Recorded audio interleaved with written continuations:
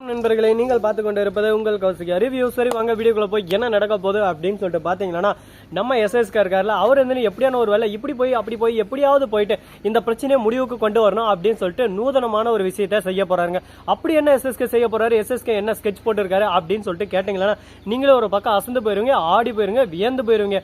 அப்படி என்னடா பண்ணாரு அப்படின்னு சொல்லிட்டு பாத்தீங்கன்னா, நம்ம எஸ்எஸ்கே இருக்காருல, அவர் வந்து சிறப்பான அடி, தரமான அடி.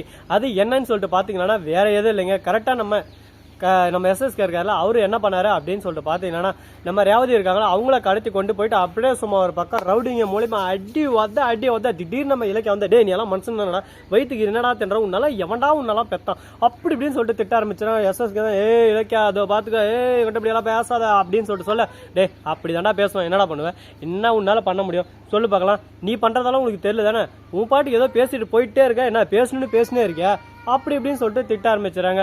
என்ன பேசுறது ஏது பேசுறதுன்னு சொல்லிட்டு தெரியாம குழப்பத்துல குழம்பி போயிட்டு இருக்காங்க.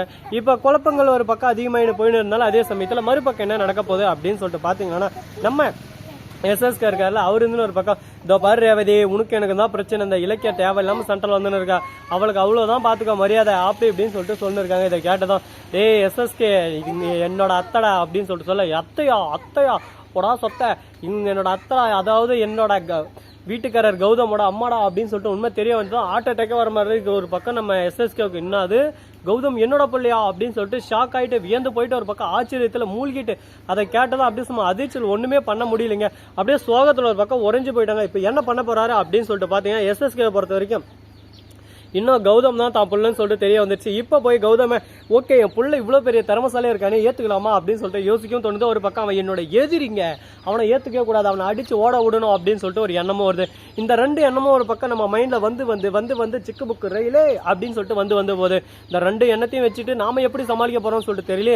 குழப்பங்கள் ஒரு பக்கம் குழப்பத்திலே போயின்னு இருக்கு, ஒரு பக்கம் ஏக்கங்கள் ஒரு பக்கம் ஏக்கத்திலே போயின்னு இருக்கு. இதுக்கு நடுவில் நான் என்னடா பண்ண போறேன், நான் என்னதான் பண்ணணும், அதுக்கு ஒரு முடிவே இல்லையா, இதுக்கு ஒரு எண்டே இல்லையா சார் அப்படின்னு சொல்லிட்டு தோணுதில்ல. எண்டு இருக்கு, இல்லாமல எந்த ஒரு விஷயமும் இல்லைங்க. எல்லாத்துக்கும் ஒரு பக்கம் ஒரு ஆரம்பம்னு இருந்தா ஒரு முடிவுன்னு இருக்கு, ஒரு முடிவுன்னு இருந்தா ஒரு தொடக்கம்னு ஒரு இருக்கு. அது போலதான் எல்லாத்துக்குமே எல்லா விஷயமும் கரெக்டா நமக்கு ஒத்து வருங்க. அது போலதான் இங்க எப்படி என்ன ஒத்து போச்சு அப்படின்னு சொல்லிட்டு பாத்தீங்கன்னா, நம்ம கௌதம் இருக்காருல, அவரு இருந்துன்னு போயிட்டு ஜானகி கிட்ட பேசினிருக்காரு. ரேவதி அம்மா எங்க போயிடுச்சுன்னு கேட்கறேன். ரேவதி அம்மா இன்னும் வரவே இல்லை, ரேவதி அம்மா எங்க போனான்னு சொல்லிட்டு தெரியல, நானும் தேடினு இருக்கேன், போன் பண்ணா போன் எடுக்கல அப்படின்னு சொல்லிட்டு சொல்றேன். திடீர்னு ரேவதியும் இலக்கியம் அரங்க தர்றங்கட்டுமே அப்படின்னு சொல்லிட்டு உள்ள வராங்க. என்ன ரேவதி அம்மா எங்க போனீங்க, இலக்கியா எங்கம்மா போனேன் அப்படின்னு சொல்லிட்டு ஜானகி கேட்க, என்ன ஆச்சு ஏதாச்சு எல்லாத்தையும் நான் சொல்லிதான் ஆகணுமா அப்படின்ற மாதிரி ஒரு பக்கம் பேச்சில் வருது. என்னதான் சொல்ல போறாங்க, ஏதுதான் சொல்ல போறாங்க, என்ன பிரச்சனைல மாட்டேன்னு இருந்தாங்க, எப்படி அதுல இருந்து தப்பிச்சு வந்தாங்க அப்படின்ற ஒவ்வொரு விஷயத்தையும் ஒன் பை ஒன்னா கிளாரிபிகேஷனோட நமக்கு சொல்ல போறாங்க. அது மட்டும் இல்லாம இந்த எஸ்எஸ்கே பண்ணது எல்லாத்தையும் சொல்லலாம்னு நினைக்கிறாங்க. ஆனா இந்த இடத்துல ஒரு மிகப்பெரிய ஒரு பூகம்பமே அப்படியே சும்மா சூறாவளி மாதிரி வந்து அடிச்சிருச்சுங்க. கரெக்டா நம்ம ரேவதி இருக்காங்கல்ல, டே கார்த்தியோட சொத்து அஞ்சலியோட சொத்து நான் மீட்டு தருவேன்டா, அவங்க சொத்து அவங்ககிட்டே ஒப்படைப்போம், நீ எப்படி அவங்ககிட்ட இருந்து சொத்தை போடுங்கிறான்னு நானும் பாக்குறேன், சொத்து ஆட்டிய போட்டுறான்னு கனவு காணாத பகல் கனவு, எஸ்எஸ்கே இதுதான் உனக்கு லாஸ்ட் வார்னிங், என்கிட்ட தேவையில்லாம பகச்சிக்காத அப்படி இப்படின்னு சொல்லிட்டு ஒரு பக்கம் நம்ம ரேவதிக்கு கதை விடுறாங்க. இதெல்லாம் பார்த்துக்கிட்ட நம்ம தலைவி, அதாவது தாட்சாயினி பார்த்துட்டு, என்னடா இது நம்ம உயிரை காப்பாற்றணும் இந்த மாதிரி ஒரு பக்கம் பேசினு இருக்காரு, இவருக்கு எதிராக நம்ம எதுவுமே பண்ணவும் முடியாது, இதோ பார் ரேவதி என் உயிரை காப்பாத்திட்டு, அதனால தான் நான் எதுவும் பேசாம இருக்கேன், கம்முன்னு இந்த இடத்த விட்டு போயிரு அப்படின்னு சொல்லிட்டு சொல்லிடுறாங்க. இல்ல ரேவதியும் கிளம்புறாங்க. ஆனா இந்த கருப்பு என்னைக்கு உன்னை விடாதா அப்படின்னு சொல்லிட்டு பின்னாடியே துரத்துறாங்க ஆளு வச்சு நம்ம எஸ்எஸ்கே. இந்த எஸ்எஸ்கேக்கு இதெல்லாம் தேவை, இதெல்லாம் நடந்ததெல்லாம் சொல்ல உடனே நம்ம கௌதம் செம கோவம் வந்துருது. எங்க அம்மாவை கொள்ள பாக்குறான் படுபாவி பையன், அவனை தேடி கண்டுபிடிச்சு அவனை 2 துண்டா போட்டு பொழக்கல, என் பேரு கௌதம் இல்லடா அப்படின்னு சொல்லிட்டு சவுண்ட் விடுறாப்ல.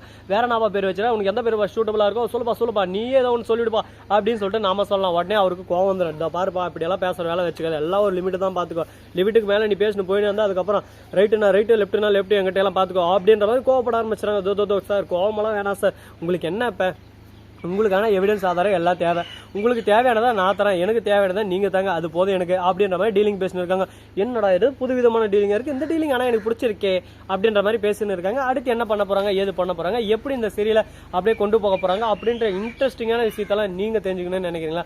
அதுக்கு நீங்க பண்ண வேண்டியது என்னன்னு சொல்லிட்டு உங்களுக்கே நல்லாவே தெரிஞ்சுட்டு இருக்கோம். நம்ம சேனலை ஃபாலோ பண்ணி விட்டு போனோம். சரி, இந்த மாதிரி எல்லாம் ஒரு பக்கம் நச கொசன்னு போயிட்டு இருந்தாலும் அதே சமயத்துல மறுபக்கம் கியூட்டா அழகா ஒரு விஷயம் நடந்திருக்கு. அது என்னன்னு சொல்லிட்டு பார்த்தீங்கன்னா, நம்ம இலக்கியாவோட வயித்துல ஒரு சத்தம் கேட்குதுங்க. என்னடா சத்தம், சத்தம் இல்லாத தனிமை கேட்டேன், அந்த மாதிரி ஒரு பக்கம் வயித்துல இருந்த குழந்தை சவுண்டு கேட்குது. என்னடா இது ஆச்சரியமா இருக்கு அப்படின்னு சொல்லிட்டு பார்த்தீங்கன்னா, ஆமாங்க நம்ம இலக்கியா பிரெக்னெண்டா இருக்காங்க.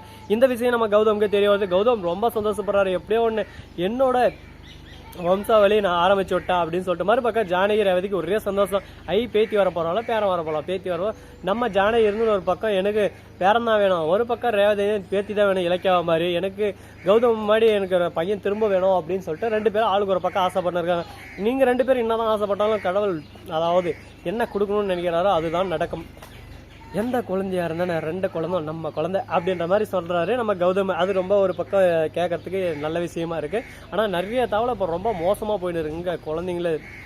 அதாவது அந்த ஏஜுக்கு உள்ளவே இதாகிட்டு அந்த குழந்தைய அப்புறம் குயிக் போட்டு வட்டி எங்கன்னா ஓரம் போட்டுறது என்னத்துக்கு இந்த வேலையெல்லாம் செய்கிறாங்கன்னு சொல்லிட்டு தெரியல. நிறைய பேர் நிறைய இந்த மாதிரி தேவையில்லாத வேலை செய்கிறாங்க. ஆசைக்காக கொஞ்ச நேரம் வந்துட்டு இந்த மாதிரி கேவலமான வேலையெல்லாம் செஞ்சுன்னு இருக்காங்க. இவங்களுக்கு எப்படி தான் மனசு வருதோ செய்யறதுக்கு தெரியல. அவங்கள மாதிரி அவங்க கண்டா என்ன பண்ணணும் ஏது பண்ணணுன்றதை மறக்காம கமெண்ட் செக்ஷன் சொல்லிட்டு போங்க.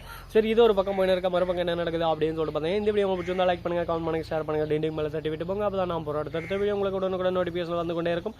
மிக்க நன்றி. தேங்க்ஸ் ஃபார் வாட்சிங். Tata, see you. நன்றி, வணக்கம். வந்து நம்பருக்கு தருங்க.